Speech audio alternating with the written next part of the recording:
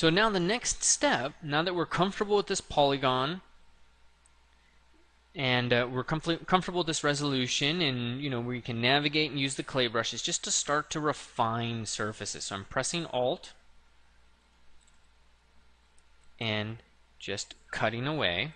And let's start to get into more specific details. I'm going to cut below the lower lip. I'm going to cut right there a little bit.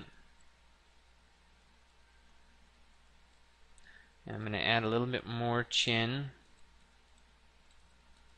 And then I might pull this out. And at this point, I'm cutting with this clay buildup brush. There must be another easier way to make this happen. There's my temporal line.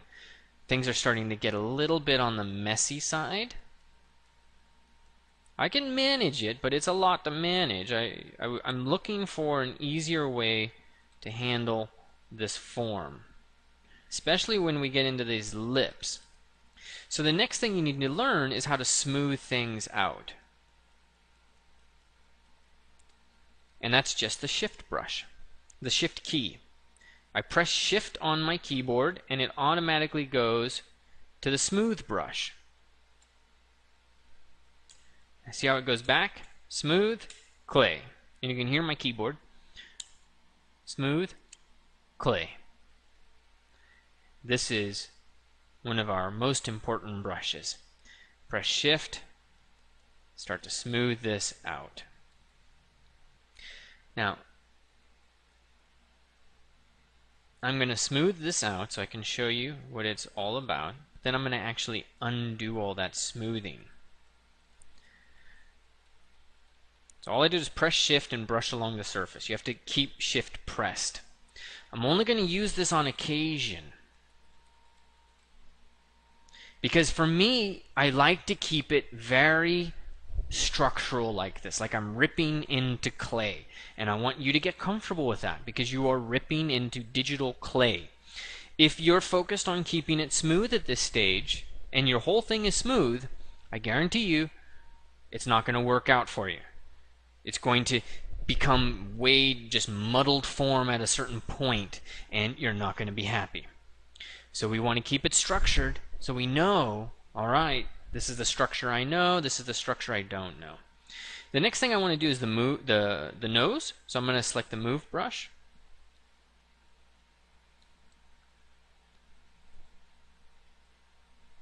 Yeah, that's good. The move brush also has this cool feature. If you press Alt, it pushes in along what they call the normal of the surface. So it'll give you a nice deep eye socket. And then I can adjust the side view.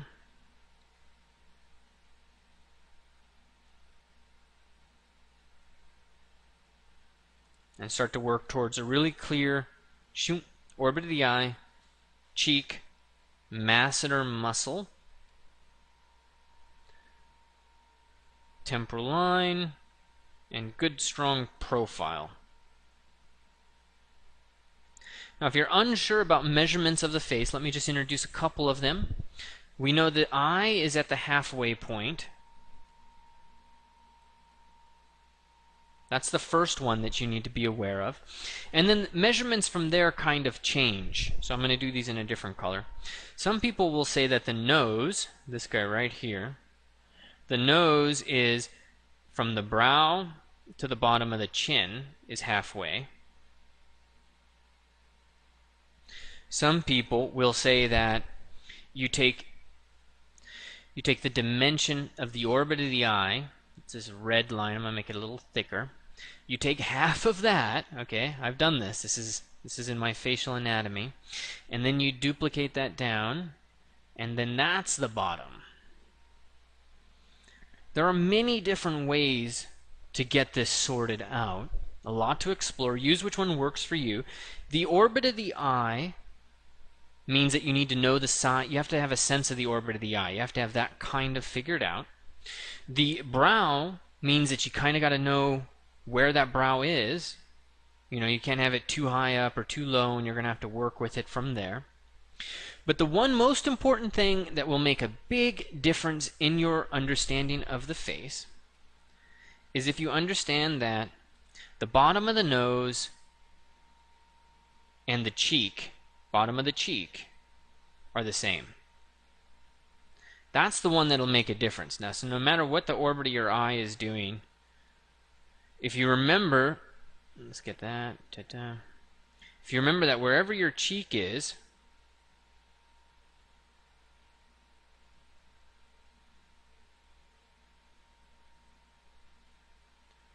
wherever the bottom of that cheek is, that's going to line up with the bottom of your nose. That'll really help you because you're going to naturally start to figure out where that cheek is and what that structure is. You're going to spend a lot of time there. If you get that nose lined up with it, then it's going to solve that natural tendency to drop the nose. And it'll make a big difference in your life. So really messy, really crazy. The orbit of the eye here, not the orbit of the eye, the muzzle of the mouth. Let's go into my clay buildup. Is not clean. So I'm going to just clean that up a little bit. I'm going to give that a little bit of a masseter muscle. Carve out a little bit underneath.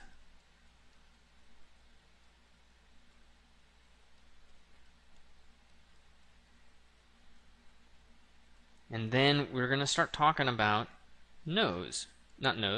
ear, sorry. So the nose is pretty much established. I'm going to make it thinner and try to make the nose thinner than you anticipate. And all I'm doing is using the clay buildup. You don't have to do a lot.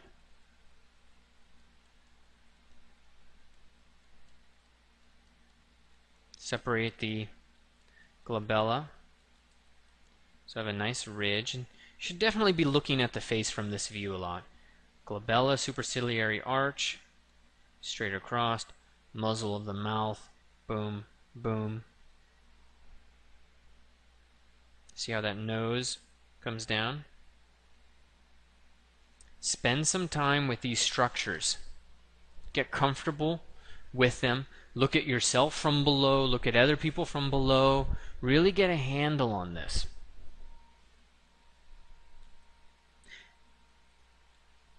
And press Alt a lot with that clay brush.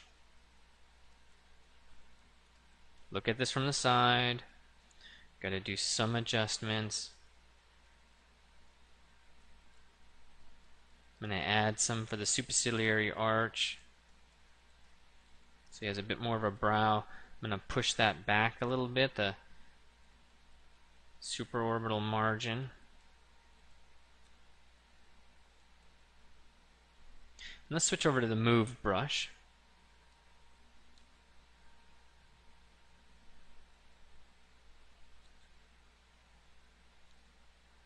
I know I said we're going to do ears, but let's just get this view. Make sure you've got symmetry on.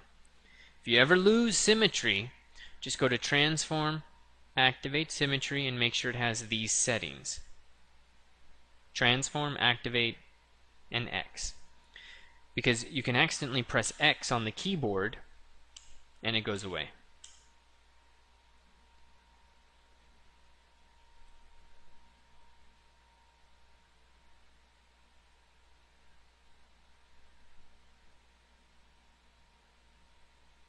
Yeah.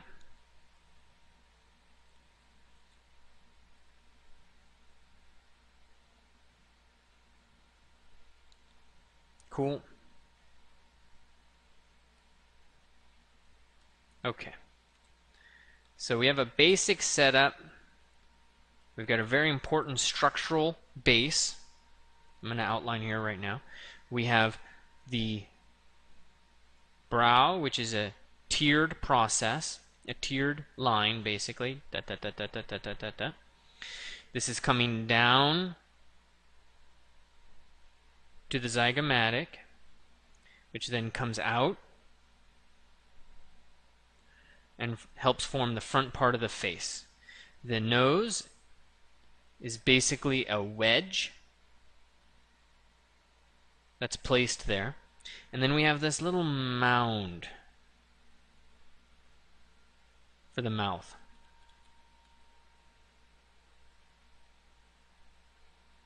So that's our basic setup. It's coming up. Temporal line, temporal line.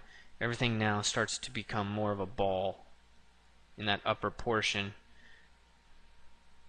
There we go. But we still need to do more. We need that ear. So the next thing I'm going to do is show you how to make that ear.